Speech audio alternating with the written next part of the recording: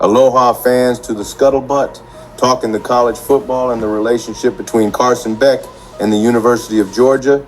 Please hit the thumbs up and let's get into it. According to Dog Post, once Carson Beck fell to the ground, he knew it was bad.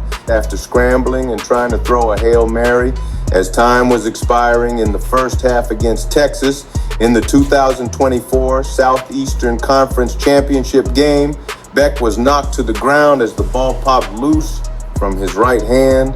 Texas returned the fumble deep into UGA territory but didn't score. Beck rolled back and forth on the turf at Mercedes-Benz Stadium in pain.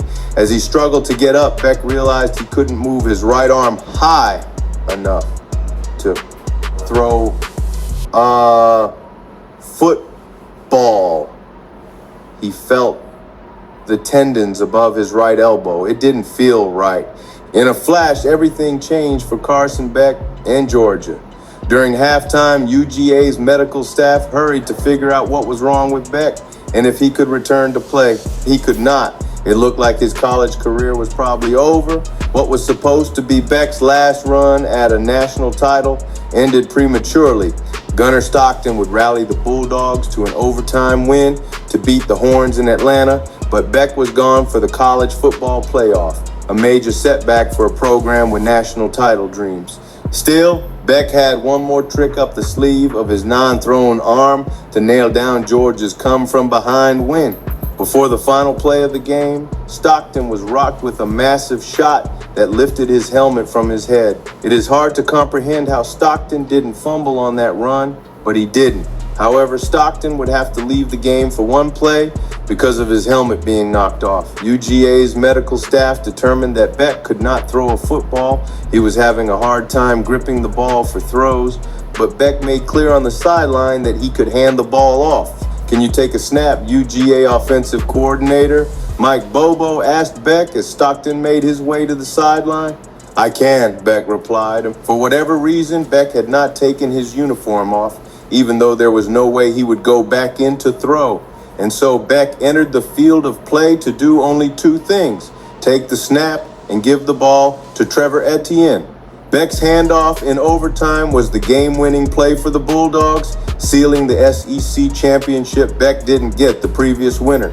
What was expected after 2 years of starting at UGA was that Beck would go on to the NFL, but he was significantly injured in Silver Britches against Texas. It is hard to imagine his NFL draft prospects would be as high as they should be with an injury that wouldn't allow him to throw for a significant period of time.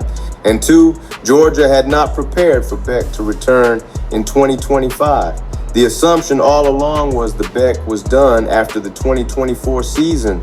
After all, he had been at Georgia since before COVID. Having lived through the rapid pace of change we've all seen in college football. But Beck did have another year of eligibility left because of his COVID season. And when Miami came calling, it was the perfect place for Beck to rehabilitate himself. He would be paid handsomely to be the Canes' starting quarterback.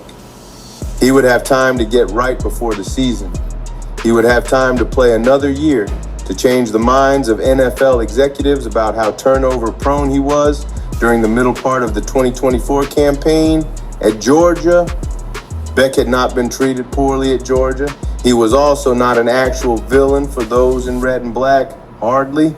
But this is what we do. TV sets a narrative of something being either black or white, and fans of schools revel in the stupidity that is picking either the black side or the white side, even when it is clear everything is quite gray. Beck did have to overcome things at UGA. He arrived on campus as COVID shut things down. He was passed by Stetson Bennett in 2021. He had to wait until after Bennett had his shot to win it all. He was the quarterback of the best team in the nation, but lost the wrong game by 3. He suffered a horrendous injury that may have sidetracked his career. It wasn't nothing. But no one ran him out of town. He was not hung in effigy. He was the starting quarterback at an SEC school, at Georgia no less, and that comes with pressure and paydays both. It just means more in the SEC, that's what is said, more of everything, particularly overreactions, but also the perks that come with being in that position. Beck's play in the epic 8 overtime win over Georgia Tech in 2024 alone is one of the best performances in that rivalry's history, throwing for 297 yards and 5 touchdowns. Beck's 347 yards and 2 touchdowns against Tennessee 2 weeks before that all but locked the Bulldogs into the CFP. Needless to say, Beck was spectacular in 2023. Against ranked teams that year, he hit 73% of his passes for 1,693 yards, 14 touchdowns, and 2 picks. That's some performance. A functional run game helps. Beck lost 3 games at Georgia. He was the quarterback of the best team in the country, a team that lost by 3 points in the last game before the college football playoff that season and didn't get in. He did some amazing things in Athens. He wasn't run out of town. He left because he had to. He left because it was the right thing for him to do in terms of his future and his present, and no result this season changes that fact. For the life of me, I don't understand the negativity or vitriol towards Beck. I also don't understand why we over-celebrate overcoming life's obstacles. Why do some UGA fans always dislike a guy that was so productive for them? Is it because he drives a fast car? Is it because he has an arm covered in tattoos? Is it because Kirby didn't scream at Carson the way he screamed at Stetson? Is it because he's not from Georgia? Is it because the starting quarterback at Georgia can always do better? Or is it because he didn't win it all and he left? You can pick which one is most likely. That said, Carson Beck will get the chance to do what he couldn't get done in Athens to win the national title. If he does that, he will have come a long way in a short time.